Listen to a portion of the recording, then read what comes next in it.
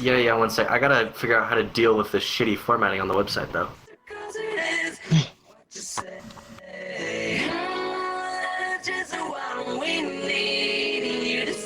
Looks like it was made in 1998. One second. I swear to God, if I don't get what the joke is, I'm gonna be mad. I don't know what to expect either. Can you see my stacking, by the way? Oh, nice. Yeah. What's this? What's this? Oh shit, oh shit. Oh, it's gone. Nice. Lift. How to open the lift? Behind you. Wait. What? There's the guy. Okay. Longestjokeintheworld.com. Lost in the desert. So, there's a man crawling through the desert. He decided to try his SUV in a little bit of cross-country travel, had great fun zooming over the Badlands and through the sand, got lost, hit a big rock, and then he couldn't get it started again. That's my mother. There were no cell phone towers anywhere near, so his cell phone was useless. He had no family. His parents had died a few years before in an auto accident, and his few friends had no idea he was out there. Yes. Say that. He stayed with the car for a day or so, but his one bottle of water ran out and he was getting thirsty. He thought maybe he knew the direction back, now that he'd paid attention to the sun and thought he'd figured out which way was north. So he decided to start walking. He figured he had to go about 30 miles or so, and he'd be back to the small town he'd gotten gas in last. You don't carry him. I need to carry him. He thinks about walking at night to avoid the heat and sun, but based upon how dark it actually was the night before, and given that he has no flashlight, he's afraid that he'll break a leg or step on a rattlesnake. So, he puts on some sunblock, puts the rest in his pocket for reapplication later, brings an umbrella he'd had in the back of the SUV with him to give him a little shade, pours the windshield wiper fluid into his water bottle in case he gets that desperate, brings his pocket knife in case he eats a cactus that looks like it might have water in it, and heads out in the direction he thinks is right. Are you all in here? He walks for the entire day. By the end of the day, he's really thirsty. Yeah. He's been sweating all day, and his lips are starting to crack. He's reapplied the sunblock twice, and tried to stay under the umbrella, but he still feels sunburned. The windshield wiper fluid sloshing in the bottle in his pocket is really getting tempting now. That was a lie. He knows that it's mainly water and some ethanol and coloring, but he also knows that they add some kind of poison to it to keep people from drinking it. He wonders what the poison is, and whether the poison would be worse than dying of thirst. He pushes on, trying to get to that small town before dark. Your crap girlfriend. By the end of the day, he starts getting worried. He figures he's been walking at least 3 miles an hour, according to his watch, for over 10 hours. That means that if his estimate was right, that he should be close to the town. But he doesn't recognize any of this. He had to cross a dry creek bed a mile or two back, and he doesn't remember coming through it in the SUV. Figures that maybe he got his direction off just a little, and that the dry creek bed was just off to the one side of his path. He tells himself that he's close, and that after dark, he'll start seeing the town lights over one of these hills, and that'll be all he needs. I bought some time. As it gets dim enough that he starts stumbling over small rocks and things, he finds a spot and sits down to wait for full dark and the town lights. Left him. Full dark comes before he knows it. He must have dozed off. He stands back up and turns all the way around. He sees nothing but stars. Say, medic, I heard that. He wakes up the next morning feeling absolutely lousy. What you say? His eyes are gummy, and his mouth and nose feel like they're full of sand. Don't want that. He's so thirsty that he can't even swallow. He barely got any sleep because it was so cold. He'd forgotten how cold it got at night in the desert, and hadn't noticed it the night before because he'd been in his car. He knows the three rules. 3 minutes without air, 3 days without water, 3 weeks without food, then you die. That's not drinking. Some people can make it a little longer in the best situations, but the desert heat and having to walk and sweat isn't the best situation to be without water. Fuck, he escaped. He figures, unless he finds water, this is his last day. He rinses his mouth out with a little of the windshield wiper fluid. He waits a while after spitting that little bit out. He waits a while after spitting that little bit out to see if his mouth goes numb, or he feels dizzy or something. Alright. Has his mouth gone numb? Is it just in his mind? He's not sure. He'll go a little farther, and if he still doesn't find water, he'll try drinking some of the fluid. Then he has to face his next, harder question. Which way does he go from here? Does he keep walking the same way he was yesterday, assuming that he still knows which way that is? Or does he try a new direction? He has no idea what to do. Looking at the hills and dunes around him, he thinks he knows the direction he was heading before. Just going by feeling, he points himself somewhat to the left of that and starts walking. I don't know where you are. As he walks, the day starts heating up. The desert, too cold just a couple of hours before, soon becomes an oven again. He sweats a little at first, and then stops. He starts getting worried at that. When you stop sweating, he knows that means you're in trouble. Usually right before heat stroke. I got a button. He decides that it's time to try the windshield wiper fluid. He can't wait any longer. If he passes out, he's dead. He stops in the shade of a large rock, takes the bottle out, opens it, and takes a mouthful. He slowly swallows it, making it last as long as he can. It feels so good in his dry and cracked throat that he doesn't even care about the nasty taste. He takes another mouthful, and it makes it last too. Slowly, he drinks half the bottle. He figures that, since he's drinking it, he might as well drink enough to make some difference and keep himself from passing out. He's quit worrying about the denaturing of the wiper fluid. If it kills him, it kills him. If he didn't drink it, he'd die anyway. Besides, he's pretty sure that whatever substance they denature the fluid with is just designed to make you sick. Their way of keeping widows from buying cheap wiper fluid for the ethanol content. He can handle throwing it up, if it comes to that. Who wants a vote? He walks. He walks in the hot, dry... Somebody. Hi, you. He walks. Hi, you big. He walks big in the papa. hot, Dude, dry, the windless kiwi? desert.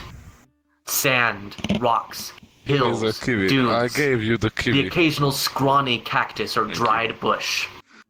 No sign Thank you. of Not water. problem, my big friend. Sometimes he'll see a little movement to one side or the other, Right side of my but whatever moved is usually Hey, gone come- before he can come focus his after eyes me. on it. Come after me. Probably birds, lizards, or mice. Maybe snakes, though they usually move more at night. He's careful to stay away from the movements. I give you some. After a while, he begins to stagger. Here is it. He's not sure if it's the fatigue, heat stroke finally catching him, Hey. or maybe that he was wrong, and the denaturing of the wiper fluid was worse than he thought. He tries to steady himself and keep going. My God. After more walking, he comes to a large stretch of land. This is good. He knows he passed over a stretch of sand in the SUV. What is my name? He remembers doing donuts in it. Or at least he thinks he remembers it. He's getting woozy and tired enough, and that he's not sure what he remembers anymore, or if he's hallucinating. But he thinks he remembers it. So he heads off into it, trying to get to the other side, hoping that it gets him closer to the town. He was heading for a town, wasn't he? Hell yeah. He thinks he was. He isn't sure anymore. He's not even sure how long he's been walking. Right. Is it still morning? Or has it moved into the afternoon and the sun is going down again? Versatile. It must be afternoon. It seems like it's been too long since he started out. In the fist. He walks through the sand. You pull your. After a while, he comes to a big dune in the sand. This is bad. He doesn't remember any dunes when driving over the sand in his SUV. Or, at least, he doesn't think he remembers any. Wait. This is bad. That is okay. But he has no other direction to go. Too late to turn back now. He figures that he'll get to the top of the dune and see if he can see anything from there that helps him find the town. He keeps going up the dune. Halfway up, he slips in the bad footing of the sand for the second or third time and falls to his knees. He doesn't feel like getting back up. He'll just fall down again. So, he keeps going up the dune on his hands and knees. While crawling, if his throat weren't so dry, he'd laugh. He's finally gotten to the hackneyed image of a man lost in the desert, crawling through the sand on his hands and knees. It would be the perfect image, he imagines, if only his clothes were more ragged. The people crawling through the desert in the cartoons always had ragged clothes. But his have lasted without any rips so far. Somebody will probably find his desiccated corpse half buried in the sand years from now, and his clothes will still be in fine shape. Sake the sand out, and a good wash, and they'd be wearable again. He wishes his throat were wet enough to laugh. He coughs a little instead, and it hurts. He finally makes it to the top of the sand dune, and now that he's at the top, he struggles a little, but manages to stand up and look around. All he sees is sand. Sand and more sand. Behind him, about a mile away, he sees the rocky ground he left to head into this sand. Ahead of him, more dunes. More sand. This isn't where he drove his SUV. This is hell. Or close enough. Again, he doesn't know what to do. He decides to drink the rest of the wiper fluid while figuring it out. He takes out the bottle and is removing the cap when he glances to the side and sees something. Something in the sand. At the bottom of the dune, off to the side, he sees something strange. It's a flat area in the sand. He stops taking the cap off the bottle off. He stops taking the cap of the bottle off and tries to look closer. The area seems to be circular. And it's dark. Darker than the sand. And there seems to be something in the middle of it, but he can't tell what it is. He looks as hard as he can, and still can tell from here. He's going to have to go down there and look. I couldn't tell. He puts the bottle back in his pocket and starts to stumble down the dune. After a few steps, he realizes that he's in trouble. He's not going to be able to keep his balance. After a couple of more sliding, tottering steps, he falls and starts to roll down the dune. The sand is so hot when his body hits that he thinks for a minute that he's caught fire on the way down.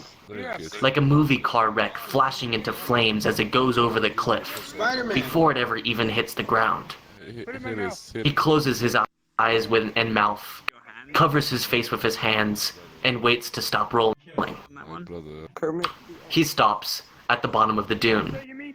After a minute or two, he finds enough energy to try to sit up and get the sand out of his face and clothes. When he clears his eyes enough, he looks around to make sure that the dark spot in the sand is still there. It's still there, and he hadn't just imagined it. So, seeing the large, flat, dark spot on the sand is still there, he begins to crawl towards it. He'd get up and walk towards it, but he doesn't seem to have the energy to get up and walk right now. He must be in the final stages of dehydration, he figures, as he crawls. If this place in the sand doesn't have water, he'll likely never make it anywhere else. This is his last chance. He gets closer and closer, but still can't see what's in the middle of the dark area. His eyes won't quite focus anymore for some reason. and lifting his head to look takes so much effort that he gives up trying. He just keeps crawling. That was easy. Finally, he reaches the area he'd seen from the dune. It takes him a minute of crawling on it before he realizes that he's no longer on sand. He's now crawling on some kind of dark stone. Stone with some kind of marking on it. A pattern cut into the stone. Okay, what do you want? He's too tired to stand up and try to see what the pattern is, so he just keeps crawling. He crawls towards the center, where his blurry eyes still see something in the middle of the dark stone area. He's a hentai freak. His mind, detached in a strange way, notes that either his hands and knees are so burnt by the sand that they no longer feel pain, Wait, that wasn't... or that this dark stone, in the middle of a burning desert, with a pounding, punishing sun overhead, doesn't seem to be hot. It almost feels cool. He considers lying down on the nice, cool surface. It's fucking nagging. Cool, dark stone. Not a good sign. He must be hallucinating this. He's probably in the middle of a patch of sand, already lying face down and dying, and just imagining this whole thing. A desert mirage. The crap monster. Soon the beautiful women carrying pitchers of water will come up and start giving him a drink. Then he'll know that he's gone. He decides against laying down on the cool stone. If he's going to die here in the middle of this hallucination, he at least wants to see what's in the center before he goes. He keeps crawling. It's the third time that he hears the voice before he realizes what he's hearing. My He sister... would swear that someone just said, "Greetings, traveler. You do not look well. Do you hear me?" You're gonna kiss. He stops crawling. He tries to look up from where he is on his hands and knees, but it's too much effort to lift his head. So he tries something different. He leans back and tries to sit up on the stone. After a few seconds, he catches his balance, avoids falling on his face, sits up, and tries to focus his eyes. Blurry. He rubs his eyes with the back of his hands and tries again. Better this time. And... Yep, he can see. He's sitting in the middle of a large, flat, dark expanse of stone. Directly next to him, about 3 feet away, is a white post or pole about 2 inches in diameter, and sticking up about 4 or 5 feet out of the stone, at an angle. No. And wrapped around this white rod, tail with rattle on it hovering, and seeming to be ready to start rattling, nagging here. is what must be a 15-foot-long desert diamondback rattlesnake, looking directly at him. World. He stares at the snake in shock. He doesn't have the energy to get up and run away. Public He doesn't even have the energy to crawl away. of guests or whatever. This is it, his final resting place. No matter what happens, he's not going to be able to move from this spot. Well, at least dying of a bite from this monster should be quicker than dying of thirst. World. He'll face his end like a man. He struggles to sit up a little straighter. The snake keeps watching him. He lifts one hand and waves in the snake's direction, feebly. The snake watches the hand for a moment, then goes back to watching the man, looking into his eyes. Wait, I make a word. Maybe the snake had no interest in biting him. It hadn't rattled yet, that was a good sign. Maybe he wasn't going to die of snake after all. He then remembers that he'd looked up when he'd reached the center here, because he thought he'd heard a voice. He was still very woozy. He was likely to pass out soon. Bad word. The sun will still be down on him even though he was now on cool stone. He didn't have anything to drink. But maybe he had actually heard a voice. Show you the way. This stone didn't look natural, nor did that white post sticking up out of the stone. Someone had to have built this. Maybe they were still nearby. Maybe that was who talked to him. Maybe this snake was even their pet, and that's why it wasn't biting. He tries to clear his throat to say, "Hello?" but his throat is too dry. All that comes out is a coughing or wheezing sound. There's no way he's going to be able to talk without something to drink. He feels his pocket, and the bottle with the wiper fluid is still there. He shakily pulls the bottle out, almost losing his balance, and falling on his back in the process. This isn't good. He doesn't have much time left, by his reckoning, before he passes out. He gets the lid off the bottle, manages to get the bottle to his lips, and pours some of the fluid into his mouth. He sloshes it around, and then swallows it. He coughs a little. His throat feels better. Maybe he can talk now. He turns again, ignoring the snake. He turns to look around him, hoping to spot the owner of this place, and croaks out, "Hello? Is anyone there?" He hears from his side, "Greetings. What is it that you want?" He turns his head back towards the snake. That's where the sound had come from. The only thing that he can think of that there must be a speaker hidden under the snake, or maybe built into that post. He decides to try asking for help. "Please," he croaks again, suddenly feeling dizzy. I'd love to not be thirsty anymore. I've been a long time without water.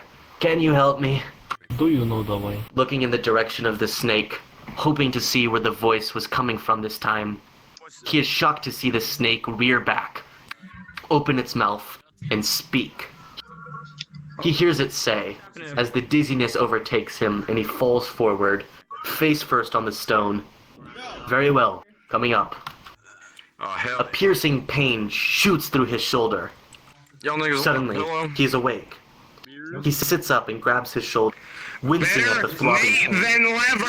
He's momentarily disoriented as he looks around, and then he remembers the crawl across the sand, the dark area of stone, the snake. He sees the snake, still wrapped around the tilted white post, still looking at him. He reaches up and feels his shoulder, where it hurts. It feels slightly wet. He pulls his finger away and looks at them. Blood. You died already? He feels his shoulder again. What's happening up here? His shirt has what feels like 2 holes in it. 2 puncture points. Shut They the match fuck up! 2 aching spots of pain on his shoulder. He had been bitten by the snake. It'll feel better in a minute. He looks up. It's the snake talking. He hadn't dreamed it. Suddenly he notices he's not dizzy anymore. Okay. And more importantly, he's not thirsty anymore at all. That's a doll. Have I died? Is this the afterlife? Why are you biting me in the afterlife? Sorry about that, but I had to bite you, says the snake. That's the way I work. It all comes through the bite. Think of it as a natural medicine.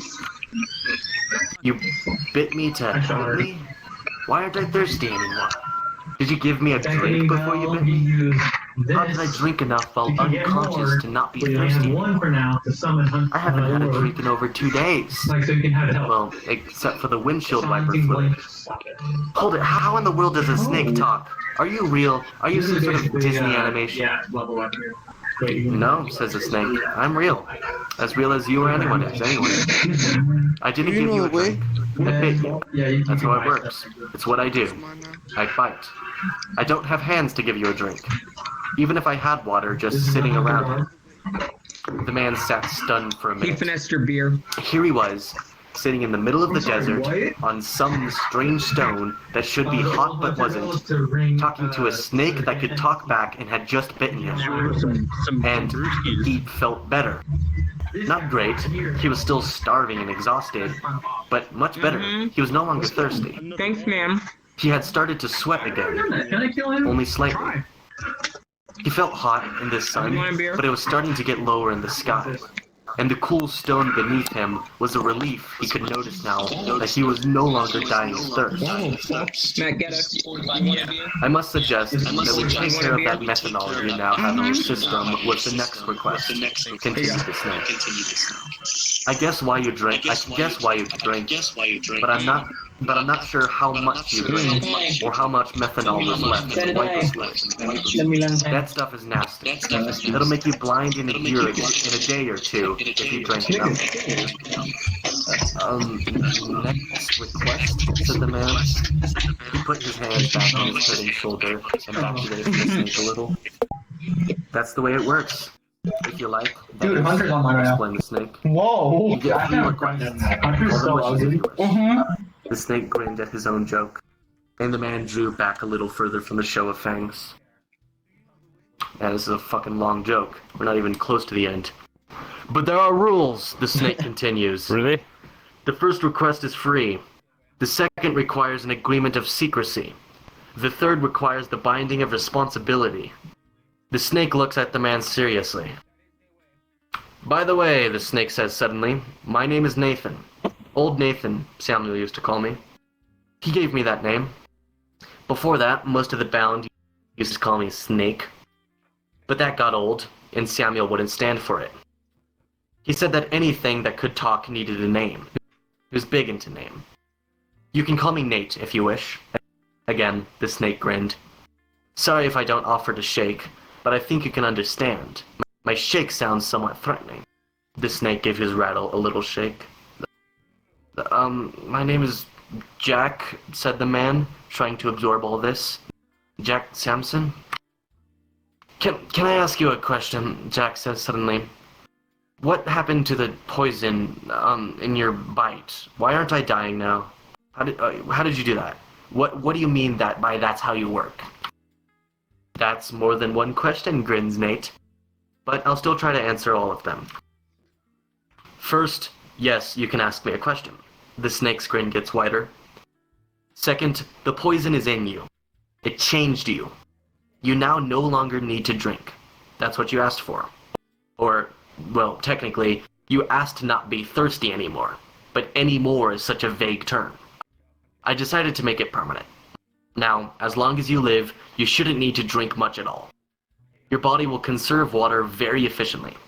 You should be able to get enough just from the food you eat, much like a creature of the desert. You've been changed. For the third question, Nate continues, you are still dying. Besides the effect of that methanol in your system, you're a man, and men are mortal. In your current state, I give you no more than about another 50 years. Assuming you get out of this desert alive, that is. Nate seemed vastly amused at his own humor and continued his wide grin. As for the fourth question, Nate said, looking far more serious as far as Jack could tell, as Jack was just now working on his ability to read talking snake emotions from snake facial features.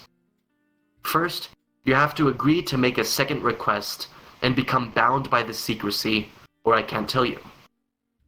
Wait, joked Jack. Isn't this where you say you could tell me, but you'd have to kill me? I thought that was implied. Nate continued to look serious. Yeah, Jack leaned back a little, as he remembered again that he was talking to a 15-foot poisonous reptile, with a reputation for having a nasty temper. So, what is this bound by secrecy stuff? And can you really stop the effects of the methanol? Jack thought for a second. And what do you mean, methanol anyway? I thought these days they use ethanol and wiper fluid, and just denature it. They may. I don't really know, said Nate. I haven't gotten out in a while. Maybe they do. All I know is that I smell methanol in your breath, and on that bottle in your pocket. And the blue color of the liquid when you pulled it out to drink, some let me guess that it was wiper fluid. I assume that they still color wiper fluid blue? Yeah, they do, said Jack. I figured, said Nate. As for being bound by secrecy, with the fulfillment of your next request, you will be bound to say nothing about me, this place, or any of the information I will tell you after that. When you decide to go back to your kind, you won't be allowed to talk to me, write about me, use sign language, charades, or even act in a way that will lead someone to guess correctly about me. You'll be bound to secrecy. Of course, I'll also ask you to promise not to give me away.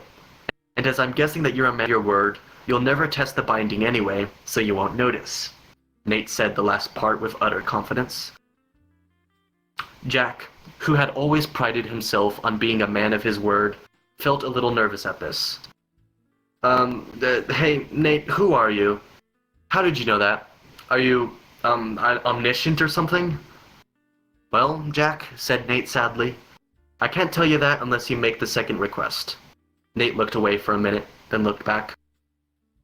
Well, okay, said Jack. What is this about a second request? What can I ask for? Are you allowed to tell me that? Sure, said Knight, brightening. You're allowed to ask for changes. Changes to yourself. They're like wishes, but they can only affect you.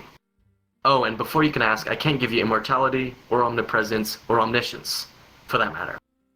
Though I might be able to make you gaseous and yet remain alive. And then you could spread through the atmosphere and be sort of omnipresent. But what good would that be? You still wouldn't be omniscient, and thus still could only focus on one thing at a time. Not very useful, at least in my opinion. Nate stopped when he realized that Jack was staring at him. Well, anyway, continued Nate, I'd probably suggest giving you permanent good health. It would negate the methanol now in your system.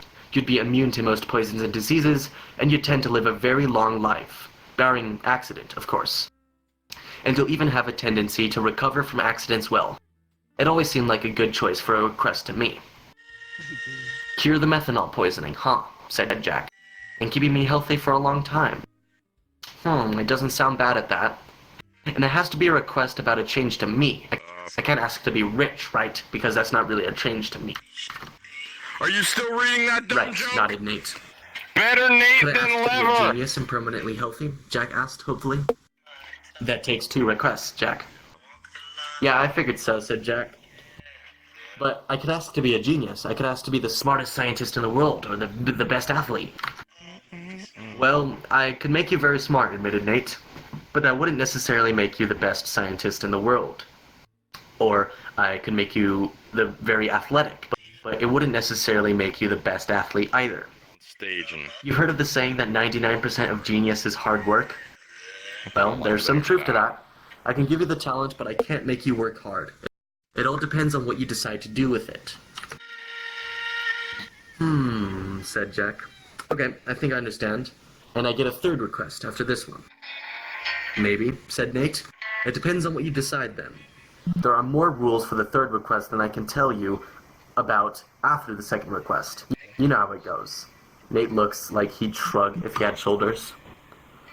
Okay, well, since I'd rather not be blind in a day or 2, and permanent health doesn't sound bad, then consider that my 2nd request. Officially, do I need to sign in blood or anything?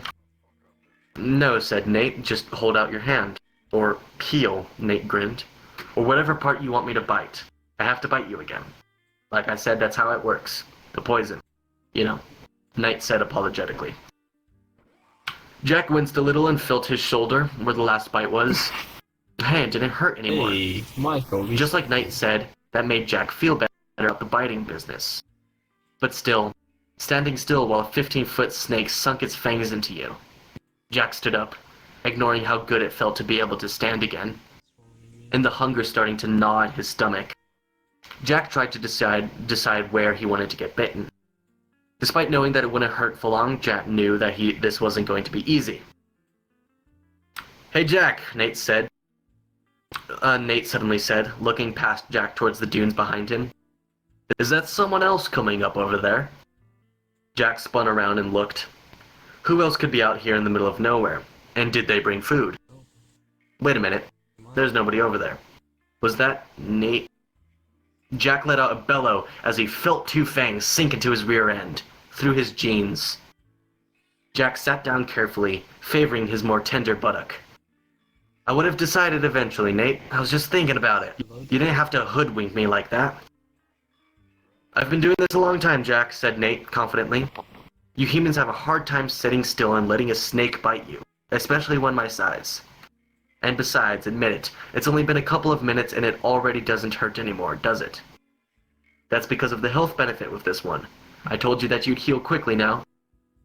Yeah, well, still, said Jack. It's the principle of the same thing, and nobody likes being bitten in the butt. Couldn't you have gotten my calf or something instead?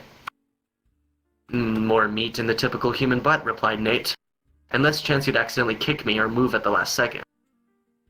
Yeah, right. So tell me all of these wonderful secrets that I'm now qualified to hear, answered Jack. Okay, said Nate. Do you want to ask a question first, or do you want me to just start talking? Just talk, said Jack. I'll sit here and try not to think about food. We could go try to rustle up some food for you first, if you like, answered Nate. Hey, you didn't tell me that you had food around here, Nate, Jack jumped up. What do we have? Am I in walking distance to town? Can you magically whip up food along with your other powers? Jack was almost shouting with excitement. His stomach had been growling for hours. I was thinking more like I could flush something out of its hole and bite it for you, and you could skin it and eat it, assuming you have a knife, that is, replied Nate, with the grin that Jack was starting to get used to. Said Jack, sitting back out. I think I'll pass. I can last a little longer before I get desperate enough to eat desert rat or whatever it is you find out here. And there's nothing to burn. I'd have to eat it raw. No thanks. Just talk. Okay, replied Nate, still grinning, but I'd better hurry before you start looking at me as food. Nate reared back a little, looked around for a second, and then continued. You, Jack, are sitting in the middle... Okay. Nate reared back a little, looked around for a second, and then continued. You, Jack, are sitting in the middle of the Garden of Eden. Jack looked around at the sand and dunes, and then looked back at Nate skeptically. Oh shit. It's lacking. Well, that's the best I can figure it anyway, Jack, said Nate. Stand up and look at the symbol on the rock here. Nate gestured around the dark stone they were both sitting on with his nose. Jack stood up and looked. Carved into the stone was a bas relief. In a bas relief was a representation of a large tree. The angled pole that Nate was wrapped around was coming out of the trunk of the tree, right below where the main branches left the trunk to reach out across the stone. It was very well done. It looked more like a tree had been reduced to almost 2 dimensions and embedded in the stone than it did like a carving.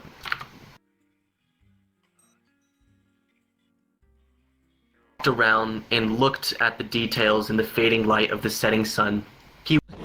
He wished he'd looked at it while the sun was higher in the sky. Hi, Connor. Wait, the sun was setting. That meant he was going to have to spend another night out here. Look behind you. Jack looked out across the desert for a little bit, and then came back and stood next to Nate. In all the excitement, I almost got Nate, said Jack.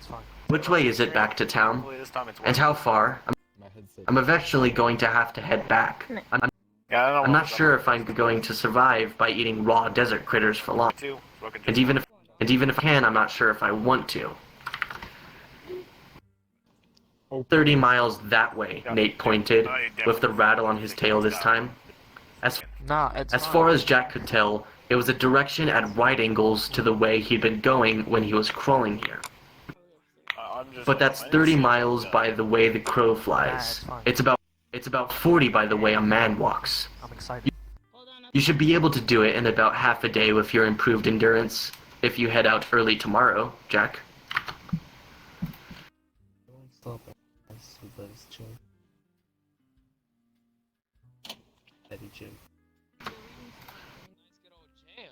The snake had pointed for a few seconds more, and then sat back down. It was getting dark. Not much he could do about heading out right now. And besides, Nate was just about to get to the interesting stuff. Garden of Eden, as best as you can figure it?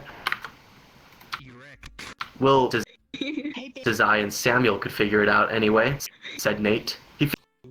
He figured that the story just got a little mixed up. You know, snake in a tree offering temptations, making bargains, that kind of stuff. But he could never quite figure out how the Hebrews found out about this spot from across the ocean. He worried about that for a while. Said Jack. How long have you been here, Nate? No idea, really, replied Nate. A long time. It never occurred to me to count years until recently, and by then, of course, it was too late. But I do remember when this whole place was green, so I figure it's been thousands of years at least. That tempted Eve, said Jack. Beats me, said Nate. Maybe. I can't remember if the first of your kind that I talked to was female or not, and I never got a name, but it could have been. And I suppose she could have considered my offer to grant requests a temptation, though I've never had refusals. Get here then. And why is that white pole stuck out of the stone there? Asked Jack. Don't look at it. You guys will help me. Not this time. Or, I assume it was my dad. It was Okay, I have a question. another snake, much bigger than I was back then. Guilty. I remember talking to him, but I don't remember if it was in a language, or just kind of understanding what he wanted. But one day he brought me to this stone, told me about it, and asked me to do something for him. I talked it over with him for a while, then agreed. I've been here ever since. Said Jack. And what did he ask you to do? Well, you see this pole here, sticking out of the stone? Nate loosened his coils around the tilted white pole and showed Jack where it descended into the stone. Thank you. The pole was tilted at about a 45-degree angle and seemed to enter the stone in an 18-inch slot cut into the stone. Jack leaned over and looked. The slot was dark, and the pole went down into it as far as Jack could see in the dim light. Jack reached out to touch the pole, but Nate was suddenly there in the way. Here, let me grab. Jack, said Nate. Why not? Asked Jack. I haven't explained it to you, replied Nate.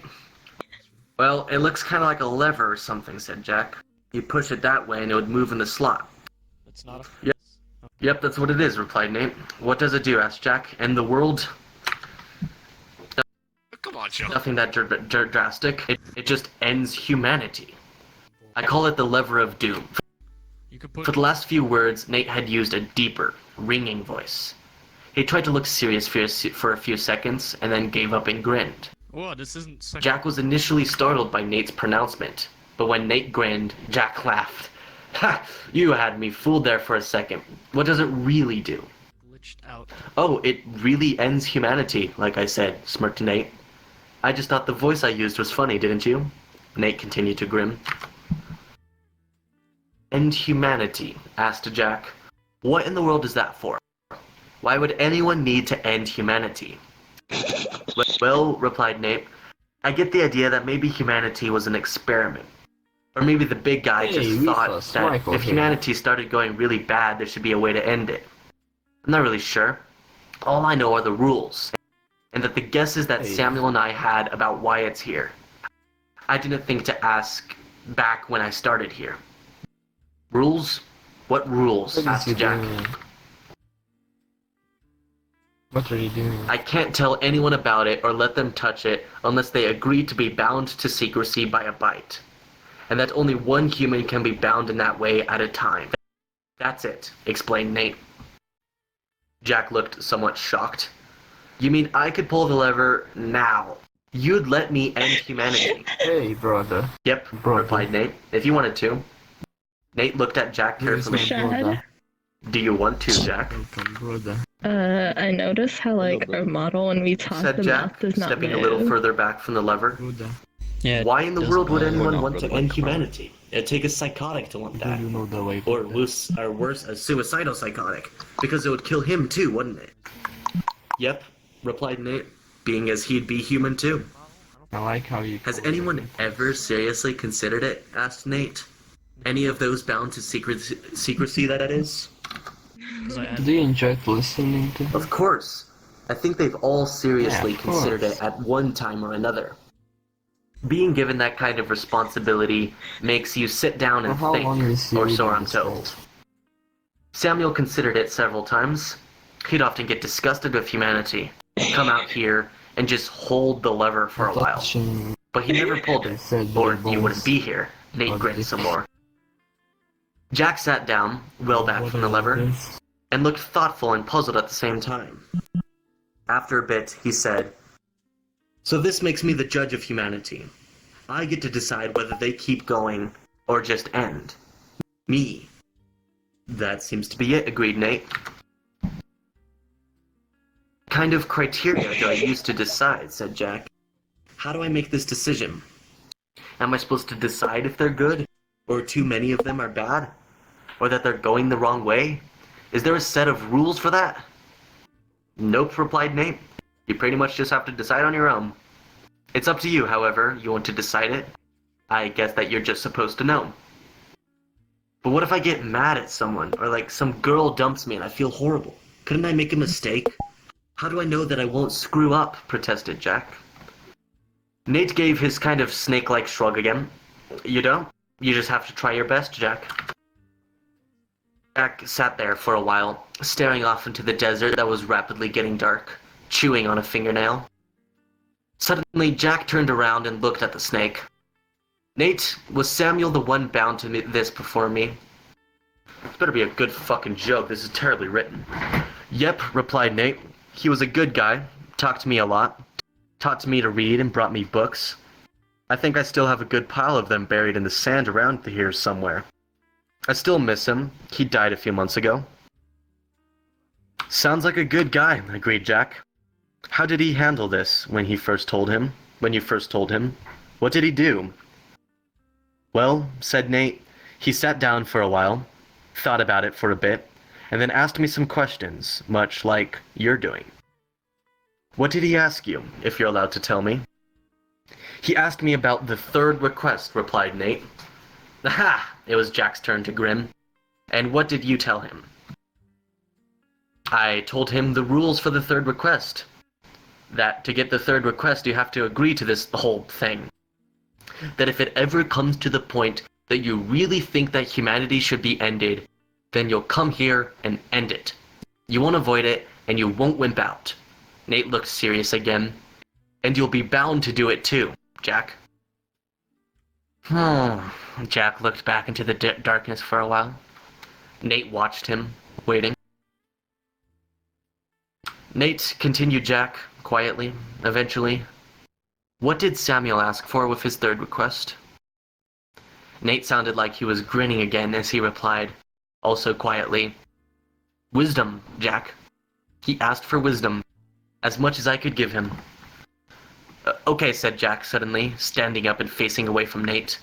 Give it to me. Nate looked at Jake's backside. Give you what, Jack? Give me that wisdom. The same stuff that Samuel asked for. If it helped him, maybe it'll help me too. Jack turned his head to look back over his shoulder at Nate. It did help him, right? He said it did, replied Nate, but he seemed a little quieter afterward, like he had a lot to think about. Well, yeah, I can see that, said Jack. So give it to me. Jack turned to face away from Nate again, bent over slightly and tensed up. Nate watched Jack tense up with a little exasperation. If he bit Jack now, Jack would likely jump out of his skin and maybe hurt them both. You remember that you'll be bound to destroy humanity if it ever looks like it needs it, right, Jack? Asked Nate, shifting position. Yeah, I got that, replied Jack, eyes squeezed tightly shut and body tense, not noticing the change in direction of Nate's voice. And, continued Nate, from his new position, do you remember that you'll turn bright purple and grow big horns and extra eyes? Yeah, hey, wait a minute, said Jack, opening his eyes, straightening up and turning around. Purple? He didn't see Nate there. With the moonlight, Jack could see that the lever extended up from its slot in the rock without the snake wrapped around it. Jack heard from behind him Nate's, just kidding, right before he felt the now familiar piercing pain, this time in the other buttock. Jack sat on the edge of the dark stone in the rapidly cooling air. His feet extended out into the sand. He stared out into the darkness, listening to the wind stir the sand, occasionally rubbing his butt where he'd been recently bitten. Nate had left for a little while, had come back with a desert rodent-shaped bulge somewhere in his middle, and was now wrapped back around the lever, his tongue flicking out into the desert night's air, the only sign that he was still awake. Occasionally Jack, with his toes absent-mindedly digging in the sand while he thought, would ask Nate a question, without turning around. Nate, do accidents count? Nate lifted his head a little bit. What do you mean, Jack? Jake tilted his head back like he was looking at the stars. You know, accidents. If I accidentally fall on the lever without meaning to, does that still wipe out humanity? Yeah, I'm pretty sure it does, Jack. I'd suggest you be careful about that if you start feeling wobbly, said Nate with some amusement. A little later, does it have to be me that pulls the lever? Asked Jack. That's the rule, Jack. Nobody else can pull it, answered Nate. No, Jack shook his head. I meant, does it have to be my hand? Can I pull the lever with a rope tied around it, or push it with a stick, or throw a rock? Yes, those should work, replied Nate, though I'm not sure how complicated you could get. Samuel thought about trying to build some kind of remote control for it once, but gave it up. Everything he'd build would be gone by next sunrise, if he was touching the stone, or over it. I told him that in the past, others that had been bound had tried to bury the lever, so they wouldn't be tempted to pull it. But every time the stones or sand or whatever had disappeared. Wow, said Jack. Cool. Jack leaned back until only his elbows kept him off the stone and looked up into the sky. Nate, how long did Samuel live? One of his wishes was for health too, right? Asked Jack. Yes, replied Nate, it was. He lived 167 years, Jack. Wow, 167 years. That's almost 140 more years I'll live if I live as long. Do you know what he died of, Nate? He died of getting tired of living, Jack, Nate said, sounding somewhat sad. Jack turned his head to look at Nate in the starlight. Nate looked back. Samuel knew he wasn't going to be able to stay in society. He figured that they'd eventually see him still alive and start questioning it. So he decided that he'd have to disappear after a while. He faked his death once, but changed his mind. He decided it was too early and he could stay for a little longer. He wasn't very fond of mankind, but he liked the attention. Most of the time, anyway. His daughter and then his wife dying almost did him in, though. He didn't stay in society much longer after that. He eventually came out here to spend time talking to me and thinking about pulling the lever. A few months ago, he had told me he had enough, and it was his time. And then he just died? Asked Jack. Nate shook his head a little. He made his fourth request, Jack. And there's only one thing you can ask for the fourth request. The last bite. And after a bit, Nate continued. He told me that he was tired, that it was his time. He reassured me that someone would show up soon, like they always had. After another pause, Nate finished. Samuel's body disappeared off the stone with the sunrise. Jack lay back down and looked at the sky, leaving Nate alone with his memories. It was a long time until Jack's breathing evened out into sleep. Jack woke with the sunrise the next morning. He was a little chilled with the morning desert air, but overall was feeling pretty good.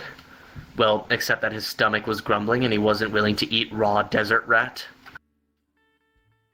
So, after getting directions to town from Nate, making sure he knew how to get back, and reassuring Nate that he'd be back soon, Jake started the long walk back to town.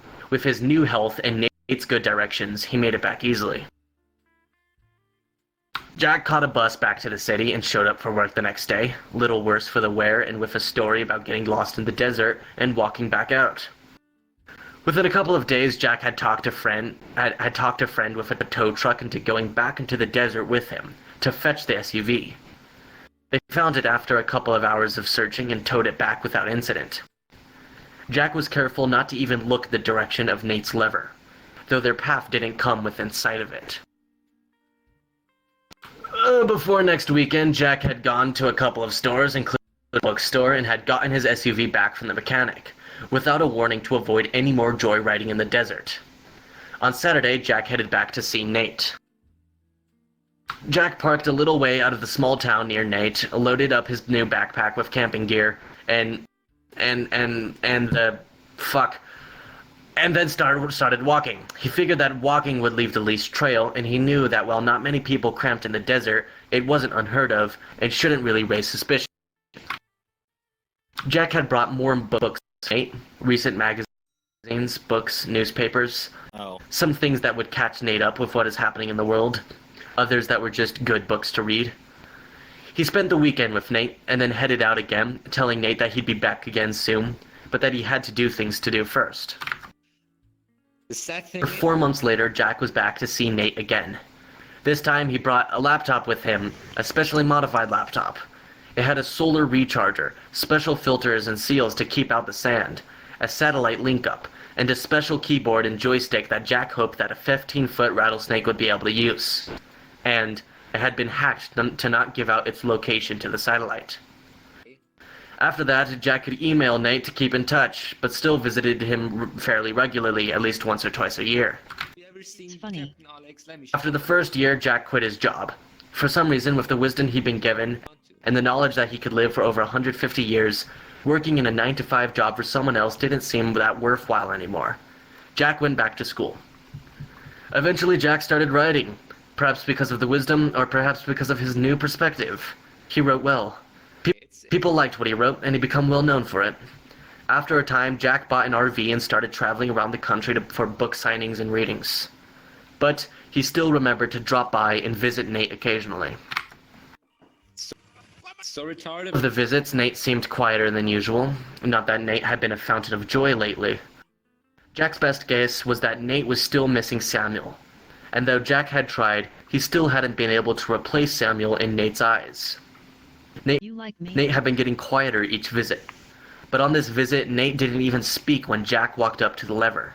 He nodded at Jack and then went back to staring into the desert. Jack, respecting Nate's silence, sat down and waited. After a few minutes, Nate spoke. "Jack, I have someone to introduce you to." Looked surprised. "Someone to introduce me to?" Jack looked around, and then carefully back at Nate. "This something to do with the big guy?" No, replied Nate. "This is more personal. I want you to meet my son." Nate looked over at the nearest sand dune. "Sammy!" Jack watched as a 4-foot-long desert rattlesnake crawled from behind the dune and up to the stone base of the lever. "Yo, Jack," said the new, much smaller snake. Yes. "Oh, Sammy," replied Jack. Jack looked at Nate. "Named after Samuel, I assume?" Nate nodded. "Jack, I've got a favor to ask you. Could you sew Sammy around for me?" Nate unwrapped himself from the lever and slivered over the edge of the stone and looked across the sands. "When Samuel first told me about the world and brought me books and pictures, I wished that I could go see it. I wanted to see the great forests, the canyons, the cities, and even the other deserts. To see if they felt and smelled the same. I want my son to have that chance, to see the world, before he becomes bound here like I have been." No, give me my shit back. "Pictures over the computer that you brought me, but I hear that it's not the same. That being there is different. I want him to have that. Think you could do that for me, Jack?" Jack nodded. This was obviously very important to Nate, so Jack didn't even joke about taking a talking rattlesnake out to the world. "Yeah, I can do that for you, Nate. Is that all you need?" Jack had sensed that was something more. Got it. It's mine. Nate looked at Sammy. Sammy looked back at Nate for a second and then said, "Oh yeah, I've got to go pack. Back in a little bit, Jack. Nice to meet you." Sammy slithered back over the dune and out of sight. Nate watched Sammy disappear and then looked back at Jack. "Jack, this is my first son, my first offspring through all the years. You don't even know what it took for me to find a mate." Nate grinned to himself. "But anyway, I had a son for a reason. I'm tired. I'm ready for it to be over. I needed a replacement." Hey, you Consider this guys for a know moment. there's a way better place So, for storage. you're ready on to come websites, see the right? world, It's like and you there's a wanted him fireplace. to watch the lever while you were gone. Okay, or not. Nate shook his head. "No, Jack, you're a better guesser than that. You've already figured it out. I'm bound here. There's only one way for me to leave, and I'm ready. It's my time to die." Jack looked more closely at Nate. He could You have him. tell Nate had thought about this, probably well. Jack had trouble imagining what it would be like to be as Nate. Yeah. But Jack could already tell that in another 100 or 2 years, he might be getting tired of life himself. Jack could understand Sam's decision, and now Nate's. So all Jack said is, "What do you want me to do?"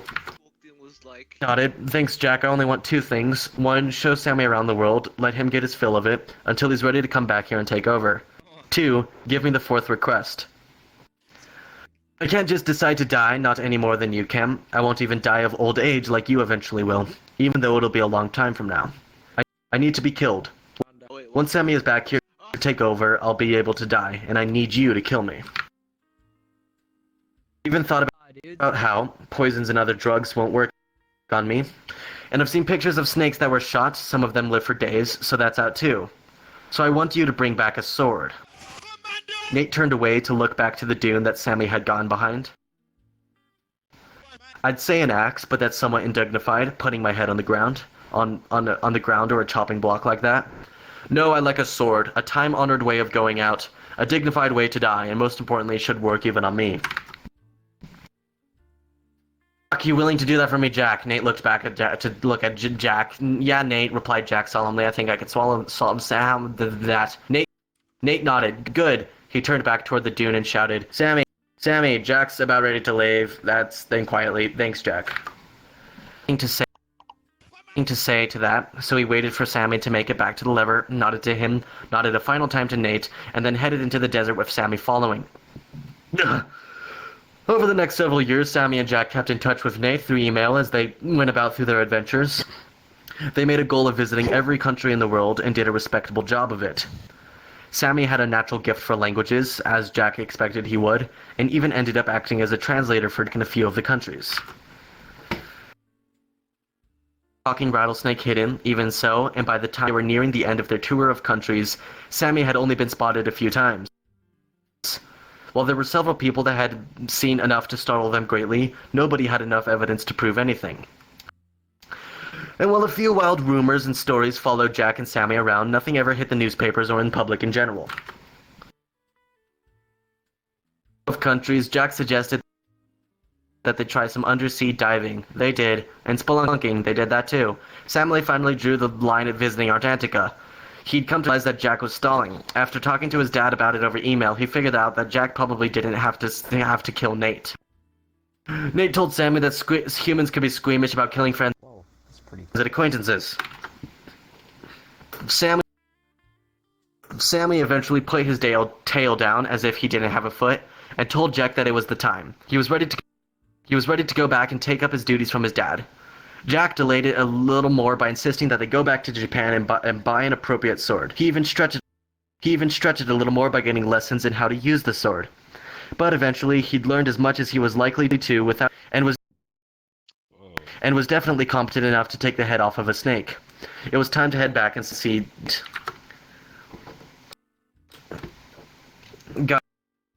Got out of the old RV, the storage where he and Sammy had left it after their tour of the 50 states. He loaded up Sammy and the sword, and they headed for the desert. When they got to the small town that Jack had been trying to find those years ago, when he'd met Nate, Jack was in a funk. He didn't really feel like walking all of the way out there. Not only that, but he'd forgotten to figure the travel time correctly, and it was late. Oh, hey, look. They'd either have to spend the night in town or walk out tomorrow, or walk in the dark. What the hell? One more night, he might lose his resolve. He decided that he'd go and drive the RV out there. It was only going to be this once, and Jack would go back and cover the tracks afterwards. They all get it over tonight. Jack told Sammy to email Nate that they were coming as he drove out of the sight of the town on the road. Then they pulled off the road and headed out into the desert.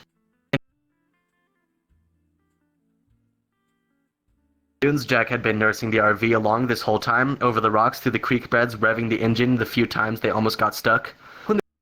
When they came to the dunes, Jack didn't really think about it. He just downshifted and headed up the first one. By the third dune, Jack started to regret he decided to try driving on the sand. The RV was fishtailing and losing traction. Jack was having to work up each dune slowly and was trying to keep from losing control each time. They came down over the top and slid down the other side. Sammy had come up to sit on the passenger seat, up laughing at Jack's driving.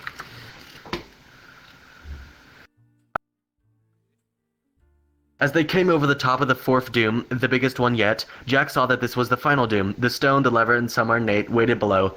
Jack put on the brakes, but he'd gone a little too far. The RV started slipping down the other side.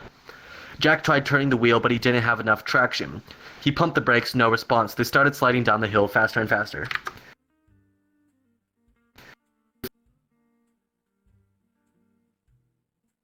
Heading for the lever. He looked down. The RV was directly on course for it. If Jack didn't do something, the RV would hit it. He was about to end humanity. Jack steered more frantically, trying to get traction. It still wasn't working. The dune was too steep. In a split second, Jack realized that his only chance would be to hit the stone around the lever. He should have some traction on the stone for just a second before he hit the lever. He would away.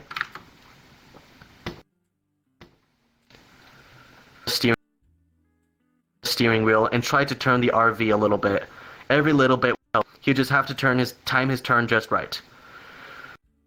The RV got to the bottom of the dune, sliding at an amazing speed in just the sand. Just before they reached the stone, Jack looked across to check that they were still heading for the lever. They were, but Jack noticed something else that he hadn't seen from the top of the dune.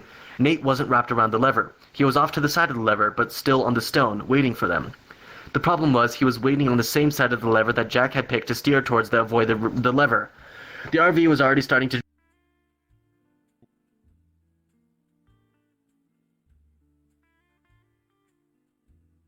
mad rush across the sand, and there was a way that Jack was going to be able to go around the lever to the other side.